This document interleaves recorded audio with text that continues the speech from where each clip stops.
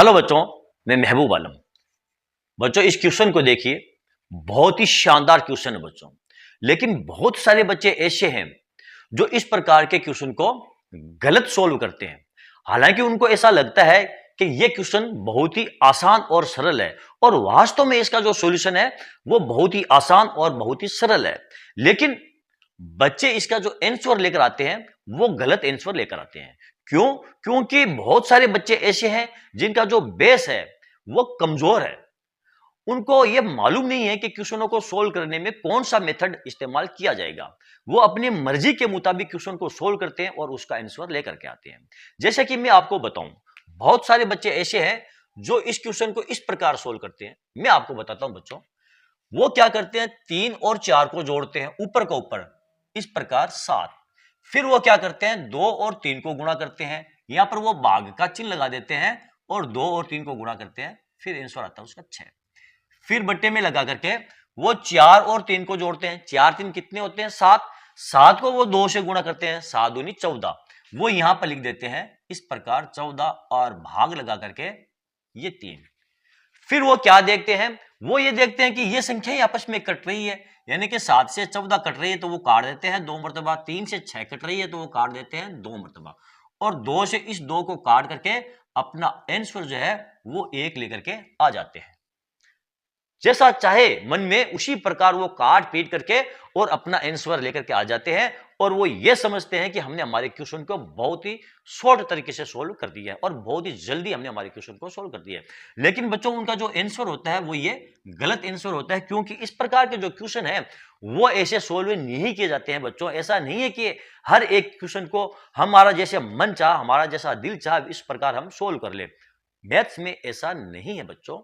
Maths का जो भी आप क्वेश्चन सोल्व करते हो, कैसा भी क्वेश्चन हो, चाहे वो छोटा क्वेश्चन हो चाहे वो बड़ा क्वेश्चन हो, सबके पीछे एक मेथड छुपा होता है। हमें उस मेथड को फॉलो करना पड़ता है, उस नियम को हमें फॉलो करना पड़ता है। तो बच्चों इस प्रकार का जो क्वेश्चन है उनको भी सोल्व करने के लिए हमें नियमों का पालन करना पड़ेगा।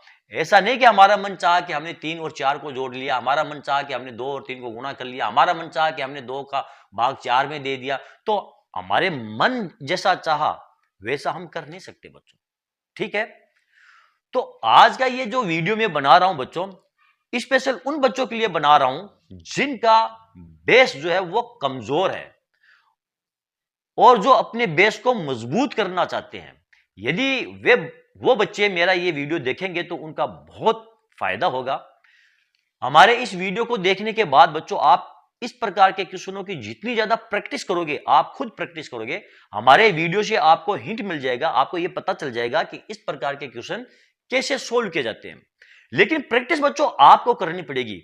यदि आप इस प्रकार के क्वेश्चनों की बार बार प्रैक्टिस करोगे, खुद क्वेश्चन बनाओगे और उनको सोल्व करोगे, और उनका जो भी आंसर आता है आप अपने टीचर को चेक कराइए, उन्हें दिखाइए कि सर जी हमने ये क्वेश्चन बनाई है और इनका ये आंसर आया, आप बताइए ये आंसर गलत है या सही है। जब आप बार बार प्रैक्टिस करोगे बच्चों तो फिर आपका बेस मजबूत हो जाएगा और इस प्रकार के क्वेश्चन को सोल्व करने में आपको कोई दिक्कत नहीं आएगी, और आगे की जो कैलकुलेशन है, बड़ी बड़ी कैलकुलेशन, वे भी आप बड़े आराम से सोल्व कर दोगे। और इस प्रकार जो बट्टे वाली संख्या आपको दे दी जाती है, कैसे सोल्व किया जाता है, वो भी आप बड़े आराम से सीख जाएंगे, ठीक है। तो बच्चों ये तो मोटी मोटी बातें थी जो आज आपको बताना जरूरी था। और ये जो मैंने एग्जांपल लिया है बच्चों, ये एग्जांपल मैंने किसी बच्चे को पूछा था इस क्वेश्चन को कैसे सोल्व किया जाएगा, तो उस बच्चे ने उसको ऐसे सोल्व किया था। तो मैंने आपके सामने रखा है कि बच्चे इस क्वेश्चन को इस प्रकार भी सोल्व करते हैं, ठीक है। तो चलो देखते हैं इस क्वेश्चन को किस प्रकार सोल्व किया जाएगा। इस क्वेश्चन को सोल्व करने का सही तरीका है क्या, वो हम इस वीडियो में सीखेंगे बच्चों, ठीक है। देखो हमको दिया बच्चों 3 + 4, फिर आपको दिया भाग 2 गुणा 3, फिर बट्टे में आपको क्या दिया है 4 + 3 गुणा 2 भाग 3। तो इस क्वेश्चन को कैसे सोल्व किया जाएगा बच्चों, देखो मैं आपको बताता हूं। इस क्वेश्चन को सोल्व करने के लिए बच्चों हमें बोर्ड मास का जो नियम है उसको फॉलो करना पड़ेगा। सर जी बोर्ड मास का नियम क्या होता है, मैं आपको बताता हूं बोर्ड मास क्या होता है। कुछ भी नहीं है बच्चों, बोर्ड मास ये है बोर्ड मास, BODMAS, इसे कहते हैं बोर्ड मास। जहां पर बी का मतलब होता है बच्चों ब्रैकेट, बी का मतलब क्या होता है, ब्रैकेट होता है। और ब्रैकेट जो होते हैं बच्चों वो 4 प्रकार के होते हैं। ओ का मतलब होता है ऑफ, और इसे हम हिंदी में कहते हैं का, और इसका मतलब होता है मल्टीप्लाई। डी का मतलब होता है बच्चों डिवीजन यानी कि भाग। एम का मतलब होता है बच्चों मल्टीप्लाई यानी कि गुणा। ए का मतलब होता है बच्चों एडिशन यानी कि जोड़, और एस का मतलब होता है सबट्रैक्शन यानी कि घटाव। इसे कहते हैं बॉड मास। यानी कि सबसे पहले यदि आपको इस प्रकार कोष्टक दिए गए हैं, ब्रैकेट दिए गए हैं, और इस प्रकार की आपको एक रेखा दी गई है, इसे हम रेखा ब्रैकेट बोलते हैं बच्चों। तो सबसे पहले आपको रेखा ब्रैकेट को सोल्व करना पड़ेगा, फिर छोटा ब्रैकेट, फिर मझला ब्रैकेट, फिर ये बड़ा ब्रैकेट। इस क्रम में आपको इस ब्रैकेट को सोल्व करना पड़ेगा। जब आप ब्रैकेट को सोल्व कर दो तो फिर नंबर आता है ऑफ यानी का। जब आपको क्वेश्चन में ऑफ या का दिया हुआ होता है तो सबसे पहले उसी को सोल्व किया जाता है ब्रैकेट के बाद में, यानी इसका मतलब होता है मल्टीप्लाई, यानी उसका हमें गुणा करना होता है। फिर आता है डी। डी का मतलब होता है डिवीजन यानी कि भाग। फिर भाग वाली संख्या को सोल्व किया जाता है। फिर साधारण गुणा वाली जो संख्या होती है उसको सोल्व किया जाता है। फिर जोड़, फिर घटाव किया जाता है। यानी हम हमारे क्वेश्चन को इस क्रम में सोल्व करते हैं और इसी को कहते हैं बॉड मास का नियम। आ गई बात समझ में बच्चों? तो अब देखते हैं इस क्वेश्चन को कैसे सोल्व किया जाएगा। अब यहां पर बच्चों देखो प्लस दिया है, भाग दिया है, गुणा दिया है, कोष्टक हमको नहीं दिया है, ऑफ भी नहीं दिया है, तो उसकी तो हमें जरूरत नहीं है। सबसे पहले ऑफ के बाद में नंबर आएगा आपका ये डिवीजन यानी भाग का। तो यहां पर सबसे पहले हम भाग वाली संख्या को सोल्व करेंगे।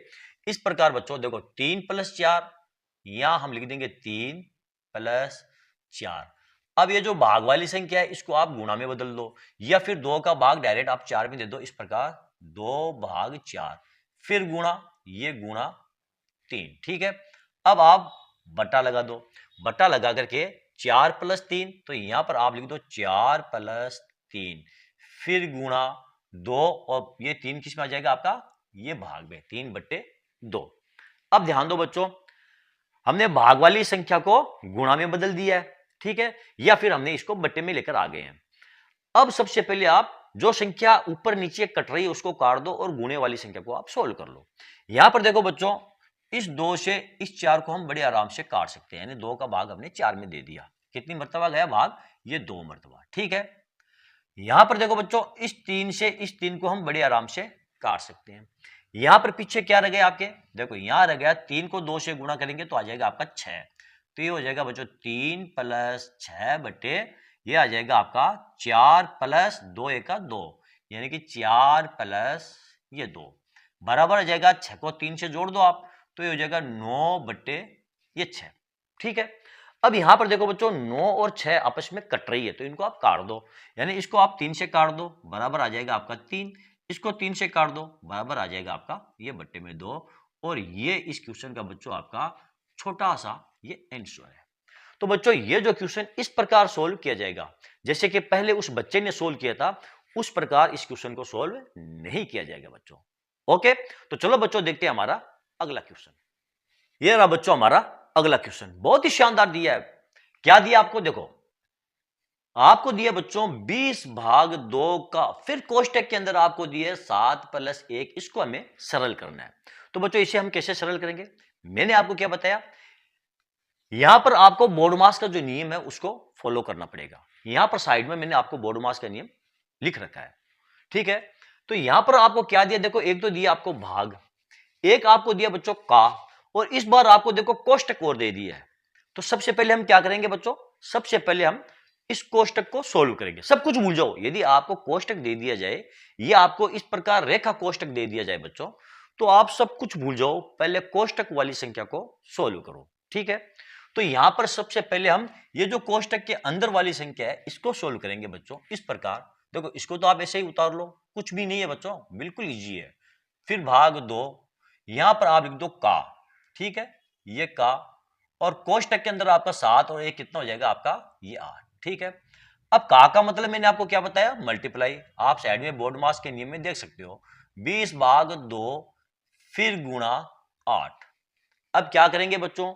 अब यहां पर बहुत सारे बच्चे वो कंफ्यूज के कारण या लापरवाही के कारण गलती कर देते हैं। जिन बच्चों को बोर्ड मास का नियम पता होता है फिर भी वो गलती कर बैठते हैं, छोटी सी लापरवाही के कारण।